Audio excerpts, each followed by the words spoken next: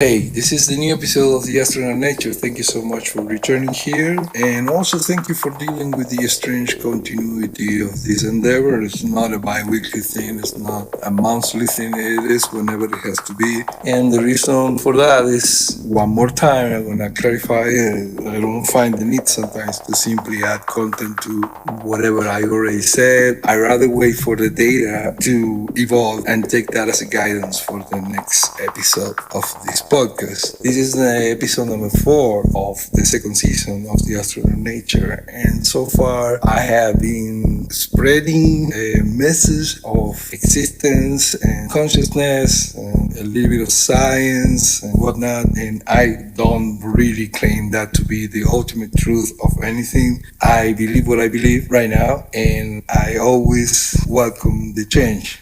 Change.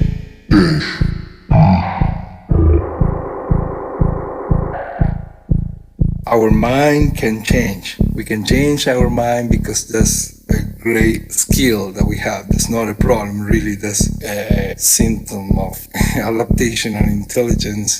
The reason why some people are considered genius is because they have realized that being wrong and move to the next thing, it's something that didn't ever kill anybody. What did kill people was the fact of simply claiming to be right no matter what, and even going against facts or acting on top of those ideal that doesn't really match with anything that we can prove or that we can all somehow understand as a common point of intelligence.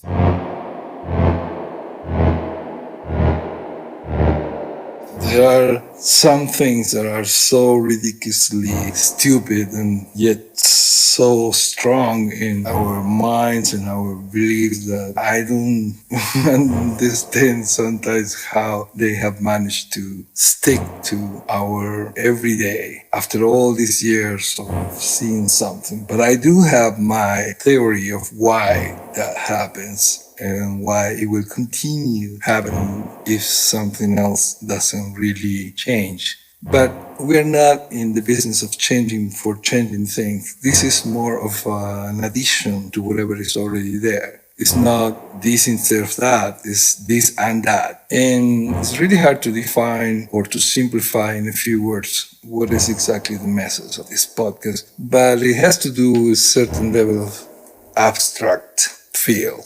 And we all have that, from the very scientific mind to the very spiritual, whatever is the difference of that. We all tend to have that space, the blank space that we like to fill with certain things. But the second we realize that there is a blank space that we can actually pack with stuff that we find practical or convenient, immediately we have more space for new things. We constantly go through things with an extra space. That's part of who we are or what we are. So, on that note, and also understanding that the sensation of time has been fluctuating in a way that it feels fast and slow simultaneously lately, and that has created a certain level of confusion that has derived in acts of violence and acts of goodness and clarity sometimes. We would find very interesting the fact of realizing that we call confusion sometimes to whatever we don't like, but clarity is always there. Probably we didn't expect so many unpredictable things at once in a cascade type of feeling, but that's the way things are right now. And yes, we can deal with that. We have what it takes. That's why we are understanding. And that's why we don't like certain things and we like other things. This period of time has been very clarifying in many ways. And we have put on the table a lot of things that we didn't want to see all over the world. That's what has been happening. So excuse my weird grammar sometimes or the not very proper use of my second language, but this is not a podcast about semantics or grammar. So let's just use the idea and the message in general as a practical tool. So we're going to use what we have for practical matters, and we're going to deal with that, and we're going to try to clarify things and to make something more convenient for all of us. That is the aim of this podcast anyway. So here we go. This one doesn't have a lot of editing or anything like that. I would like this one to be a new form of communication for me and for you, because I want to make this a little bit more dynamic in the continuity, in the way things are expressed. It feels more natural in that way. I just want to feel like I'm talking to a group of friends or whatever audience I might have out there. So let's do this. Let's start. I don't really have a particular subject for this episode, but I felt after a while that I needed to make one like this, one that will develop in itself as I am recording this. Here we go. Okay, so in the introduction, I clarified that I don't really like to add content just for the heck of it. And at the same time, when I was finishing the introduction, I also said that I didn't have one defined subject for this particular episode. And that is something that I will explore, because that is the subject. The subject of this episode is when you literally open your mouth and simply have sort of like a stream of consciousness type of rant going on for a while or not. In any case, I don't really think that things are really far away from what we recognize as our personality or trademark in the way we verbalize certain things.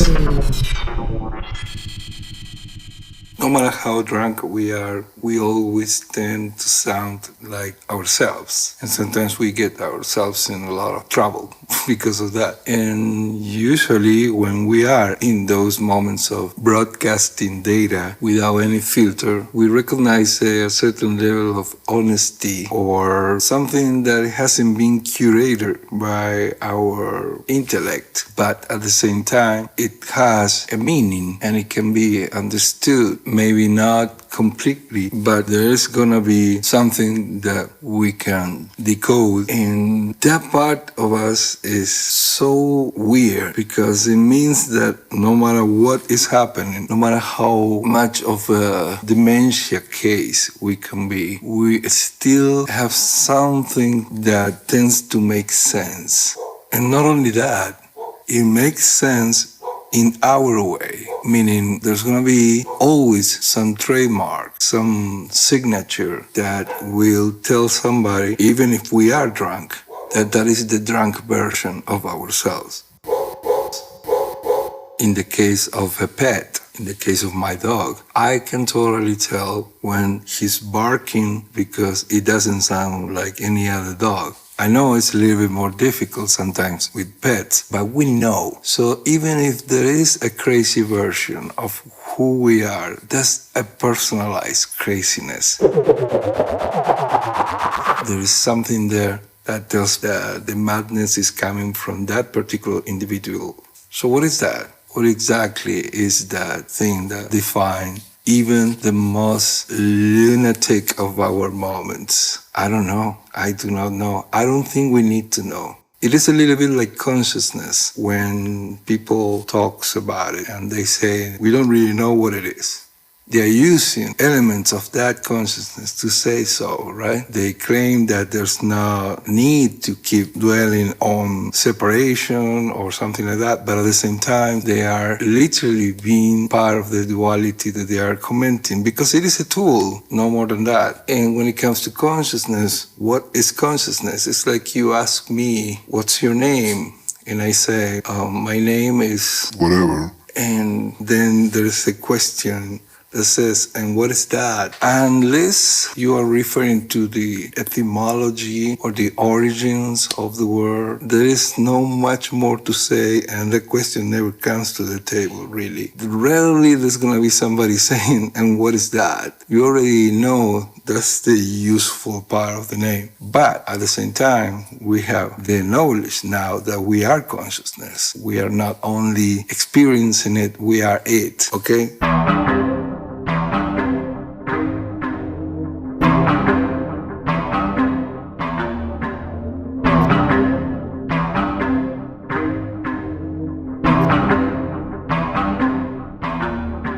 So we are consciousness, experiencing consciousness. How useful is that information? How practical? Consciousness will always tends to make sense if the search for the content in the argument of the subject of whatever tends to be practical. We will remember things that we can make use of later. And we are doing that with consciousness. That's it. It does exist. There are more things to research in all those fields, but I think that sometimes we're missing the most basic stuff.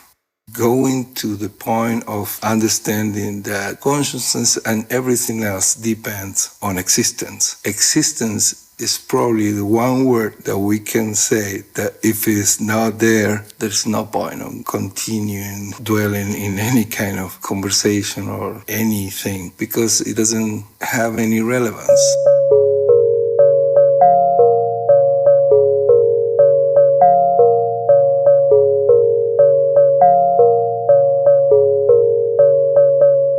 So existence is the mothership of everything. If it exists, we can talk about it, we can share it, we can study it, etc. If it doesn't exist, that is it. It's all one encapsulated definition. What doesn't exist, we don't investigate. What exists, we can investigate. And when I say existence, I'm referring even to the layers of conceptual meanings, words, ideas, what we call imagination. All that is part of existence. So I am not saying that something, just because it is an idea or a concept, I'm not saying that any of those things don't exist. I'm actually referring to the fact that we couldn't even conceive a conversation about something if that thing were not part of existence. We don't talk about things that don't exist. Anything that we can say does exist. Anything that we can imagine is part of existence.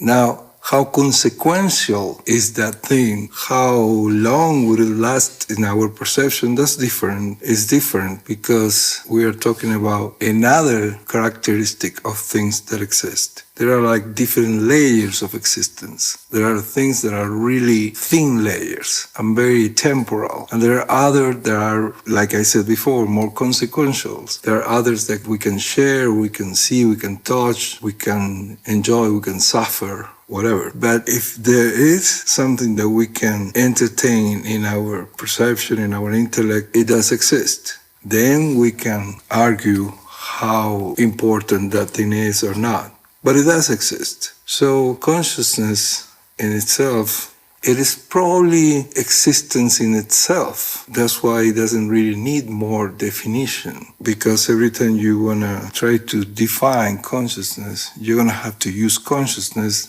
And that's it. How practical is that? That's what consciousness is telling you. That's what you are telling yourself. That's why we live right now in times that we probably don't need more moments and more of a basic understanding of things. We probably could use our logical discerning to investigate the most simple of subjects, and we might get a lot from there.